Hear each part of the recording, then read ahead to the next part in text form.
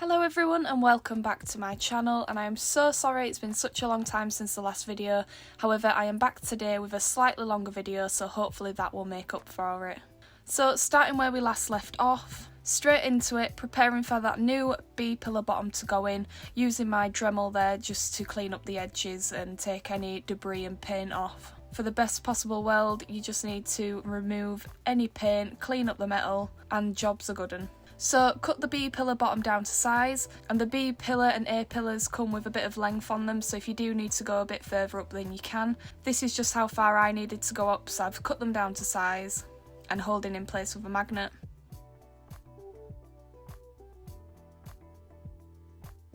Tacking in place now, checking it aligns correctly, and then running some short beads once it's all tacked in place.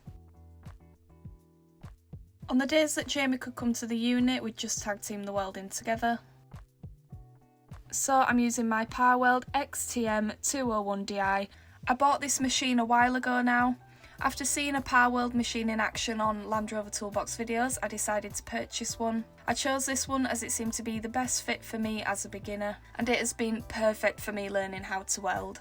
This machine over the past year and a bit has had a hell of a lot of use, and I'm still very much impressed with it. Though I should say at this point Powerweld are now kindly supporting the channel, though as I've said previously, this machine I did buy with my own money.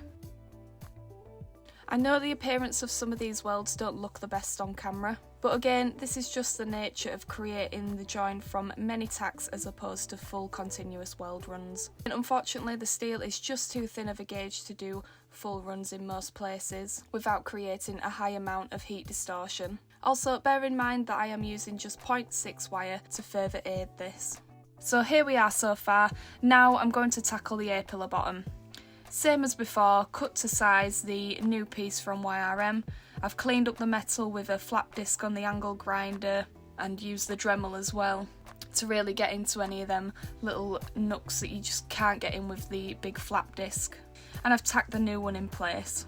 So here's Jamie holding that corner down to ensure that the metals contact one another and to get as good of a weld as possible there.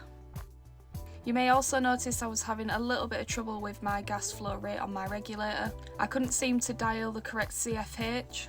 I have since replaced this regulator and it has solved the problem. The door was on and off to ensure that everything aligned correctly and shut as it should, along with the side panel as well.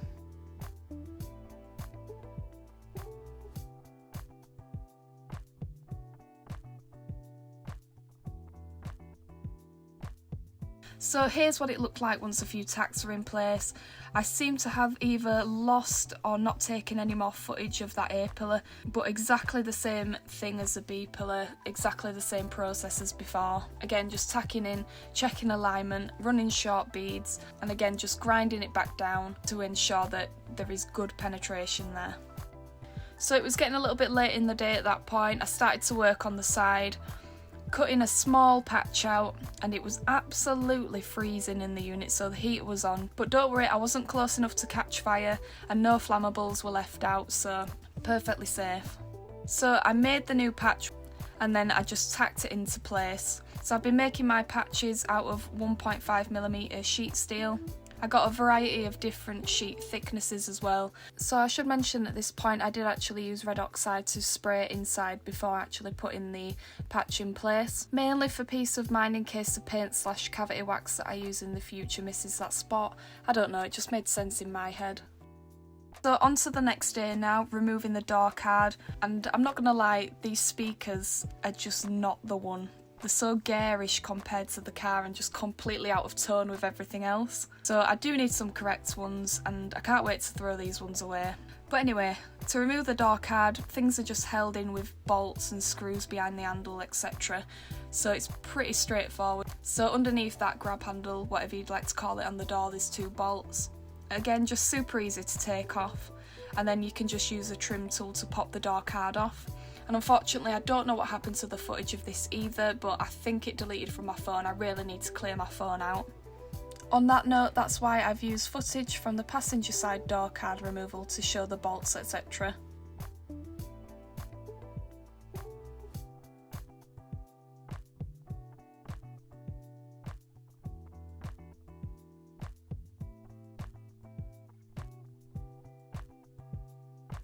just demonstrating which trim tool I used to pop the door card off. Now, I did break some of the clips, but you can get replacements cheap as far as I'm aware. I haven't really looked into it, but when I do, I'll let you know. I mean, it is inevitable. The clips are like 30 years old now, so I kind of expected it at this point.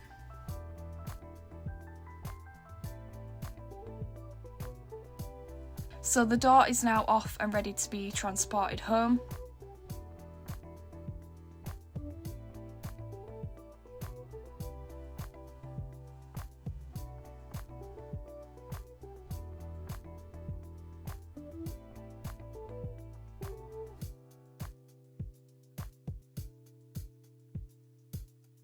So working on removing the wing. So there's a few bolts down the side, that's why I took the door off first, and then a row on top, and then it's just literally sealant. So I just used a hammer and chisel to prise away the wing. It's exactly the same process as taking the side panels off. You just have to kind of find random bolts and screws and things like that, and then it's just knocking that sealant out, which is sticky and a bit of an annoying job, but you know, it has to be done.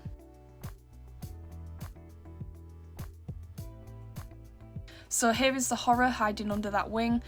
Exactly why I wanted to remove it, because I knew it was going to be like this under here. I won't be getting too involved with this at the minute.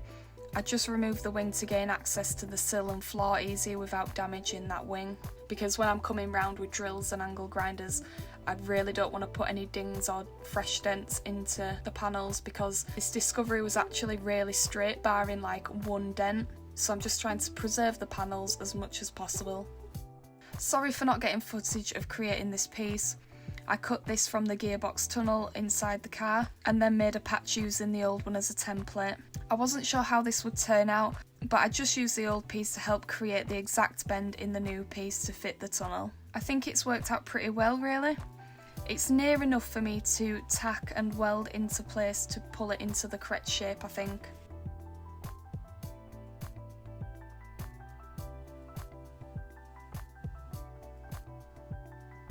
Sill and floor removed now, and that cobweb looking stuff is what I was left with when I used the wire wheel to clean up the metal that has that textured coating on. So I removed the coating to help find any spot welds that needed drilling. Now removing another piece of the floor that needs replacing, using a slitting or cutting disc, whatever you'd like to call it, on the angle grinder.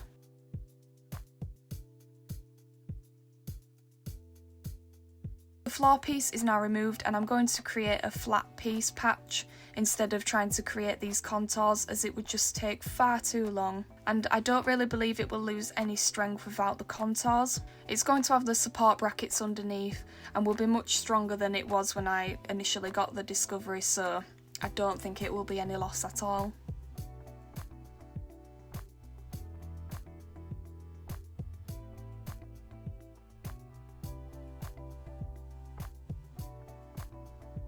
So here is the old body mount bracket and bush that you can see there.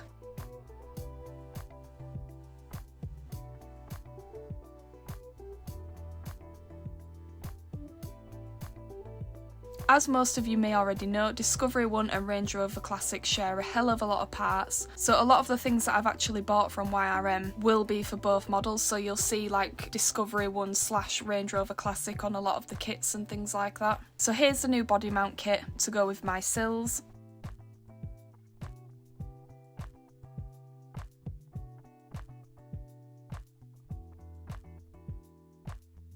So this is how they look and how they will be sat on the new bracket. And again, I do this first because once they're aligned, pretty much everything else will fit into place.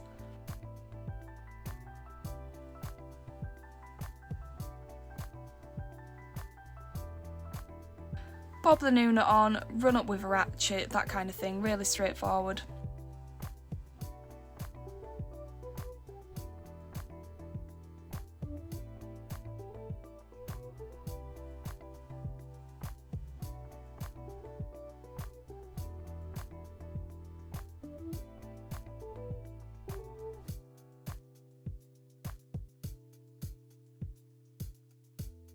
This had to be the opposite way to be able to fit. It had been near enough impossible to get that bolt in through the other way without taking out the floor, which I'm not removing more than I have to.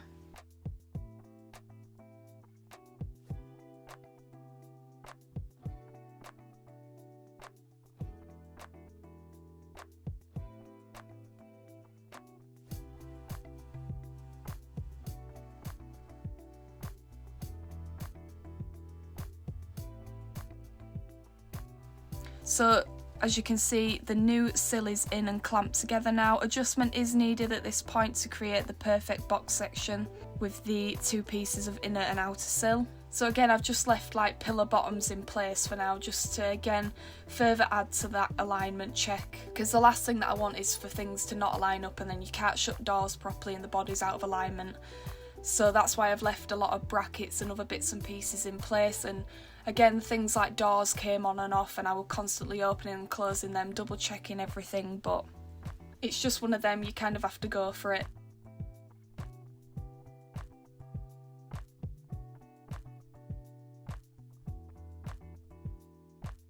A few tacks in now.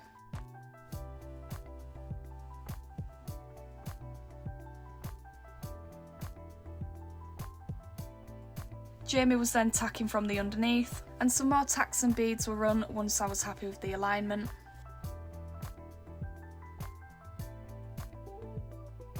And now me and Jamie are working together to align and spot weld the two pieces together. It's so much quicker and easier if there's two of you when doing the underneath. The spot welder is heavy and cumbersome if you are trying to do a run of them underneath. Jamie was giggling to himself when he took over to do the remaining part of the sill, because two of us couldn't get in there and he had the best chance of it than me because I have noodle arms, so he took over and it's just bloody awkward to get in. Once the sill was welded in, a new piece of floor was made and I had to tweak and adjust it to ensure it fit correctly, and then panel beat it to form part of the footwell as well. You can see my concentration face there, ensuring the two pieces curve the same and things like that. I took this opportunity to then prep and paint the chassis before putting in the new floor panel. So to prepare the chassis, I used sandpaper. I used like 80 grit sandpaper just to really rough it up, and a wire brush as well. So just removing any flakes of paint, bits of rust, because if you paint over rust and it flakes off, then you're left with no protection, so I just wanted to avoid that at all costs. And then I used a panel wipe to wipe over the surface, remove any dust, debris before painting. And I'm just using my Corollas S primer, which I've used on everything else. I've used it on the 110 chassis and it has stood up the past year. And I mean, it's meant to last 10 years, so that is why I'm going for it. I've not had a bad experience with it. So I'll be doing 2 coats of that and then I'll go over with the Corollas top coat. So whilst waiting for the paint to dry, I decided to make the patches for the side panels.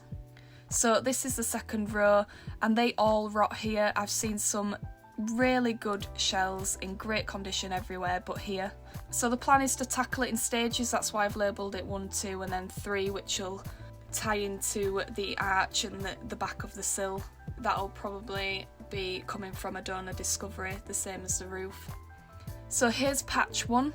I used a cardboard template just to make sure that it was bang on with the template. I could bend it sort of underneath and sort of mess around with that before actually making the patch. So again, I just made the patch, bent it where it needed to be bent, and then with the sheet steel I drew around the cardboard and made a line of where it needed to bend. So onto my DIY metal brake.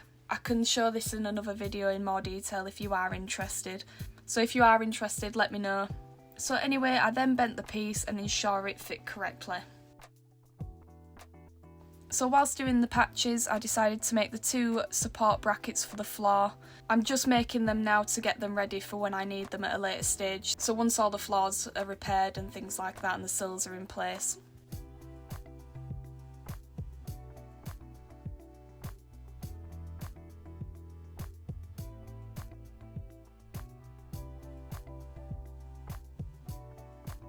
Now I needed a longer metal brake to bend these. So I won't be mentioning the place that you'll see coming up, as I'm going to wait until I film the update video to fill you in on channel, content and life updates, so you might recognise the background, but if you don't, all will be revealed in the next update video.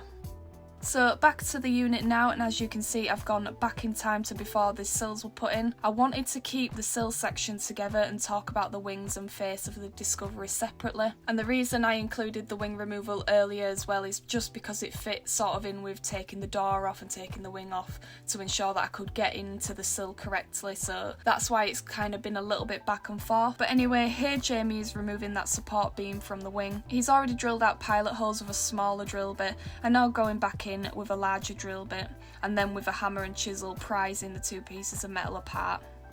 So you can see just how much it's corroded under here, and this is just how much that they can hide with their pretty outer aluminium panels. I remember when I first got this Discovery and people were commenting on how lovely and clean it looked and everything, but it was just hiding all this corrosion underneath. So well worth whipping these off and giving it the TLC it needs.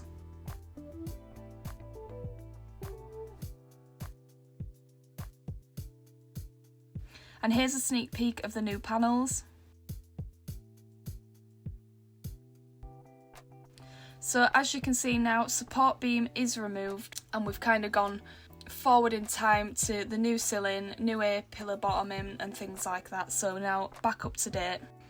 Now working on the light pods, removing the horn, wiring, all that jazz, bulbs, etc. And now you cannot buy an entire new pod. They just simply don't exist for early 200 TDI era Discoveries. You can buy the later ones that'll fit like 300 TDI Discoveries, basically anything from like 1994 onwards. And you can also buy Range Rover Classic light pods. You can probably get new old stock light pods for 200 TDI era, basically up to 93 era Discoveries, but I'm just going to repair mine because I don't want to pay a fortune and they just so rarely come up. I could be waiting until next Christmas for them to come up. So anyway, just going to repair these ones.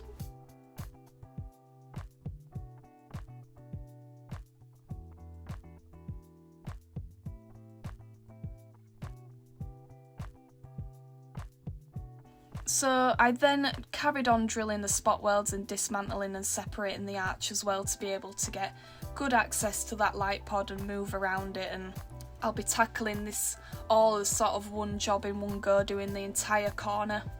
So there's 1,000,001 spot welds in the arch keeping it all together, so it's a little bit awkward to get you drilling some places, but it's just one of them things that needs doing, and once it's replaced then I can paint it and care for it and forget about it. To help see the spot welds, I cleaned up the areas where the metal overlapped, where I thought there'd be spot welds, with a wire wheel on the angle grinder, because trying to see through this textured underbody protection paint is just quite difficult when you're looking for spot welds, so I just wire wheeled it all off again using the appropriate PP for the job, because it can be really nasty, this wire wheel, so if you are going to use one, just take caution with it.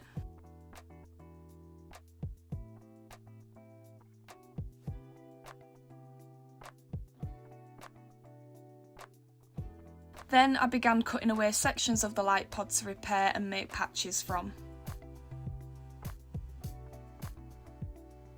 Preparing the metal now to ensure it's clean, free of rust, paint, etc.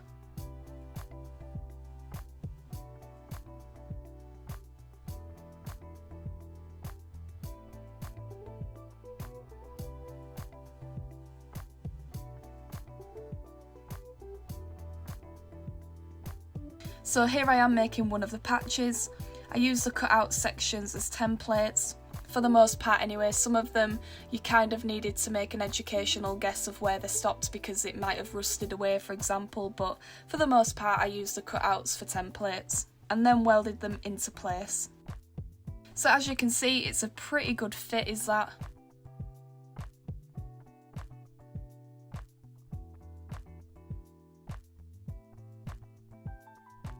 And now onto the headlamp to the chassis mount piece. I haven't got much footage around this because it was just completely trial and error. I have got footage of me manhandling the other side, however that is for a future video, I'm just working on this side for now. Anyway, all the spot welds were removed and it was prized out. It is a bit of a fight really.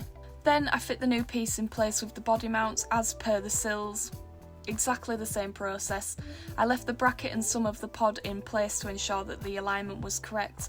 I then plug welded where I had to drill out the spot welds on top, and where I drilled out the spot welds before, I lined up with the new fresh metal, so I knew it was in exactly the correct place.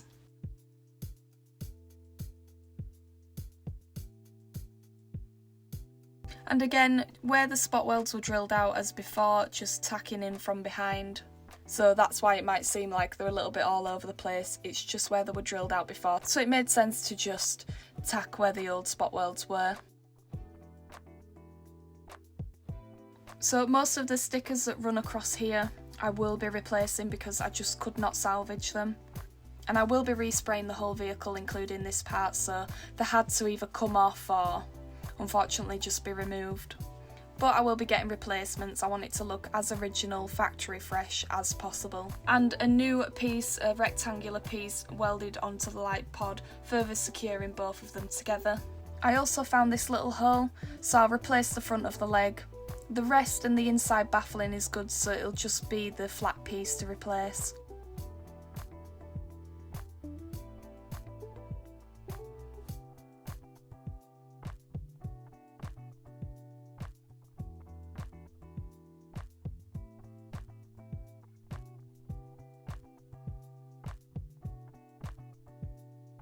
So I began cutting more sections of the light pod away and making new pieces to be welded in. And as you can see, the bracket is now removed. So most pieces were relatively straightforward, all straight lines and easy shapes to create. So as you can see, that piece is now tacked in.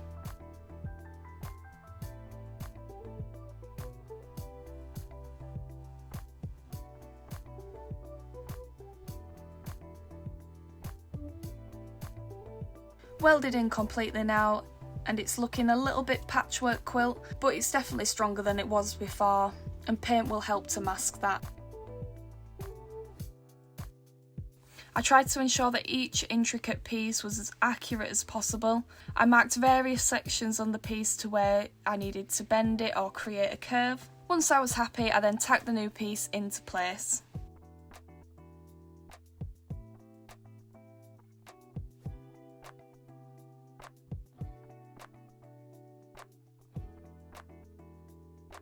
And that is where I'm going to leave it today, so I hope you enjoyed the video. I'm so sorry again it's taken such a long time to get the next one out, but I will see you again next time. Bye for now.